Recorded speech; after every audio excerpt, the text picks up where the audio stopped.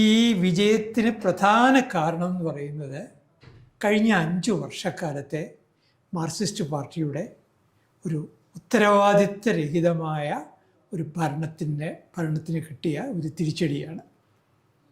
അതായത് പ്രായം കുറഞ്ഞ ഒരു വനിതാ കൗൺസിലറെ ഭാവിയിലെ ഞങ്ങളൊരു നേതാവാക്കാനായിട്ട് ഉറച്ചിരിക്കുകയാണ് എന്നൊക്കെ പറഞ്ഞുകൊണ്ട് അവർ ഒരു കോളേജ് വിദ്യാർത്ഥിനിയെ മേയറായിട്ട് തിരഞ്ഞെടുത്തു.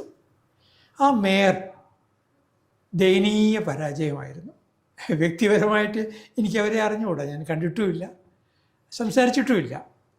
പക്ഷേ അവർ ദയനീയമായ പരാജയമായിരുന്നു. ആ പരാജയത്തിന് കിട്ടിയ ഒരു തിരിച്ചടിയും കൂടിയാണ് എന്നുള്ളതാണ് ഇപ്പോൾ ജയിച്ച് അധികാരത്തിലെത്തിയ BJPയുടെ കൗൺസിലർമാർ ഒന്നാമതായിട്ട് തിരിച്ചറിയേണ്ടത്.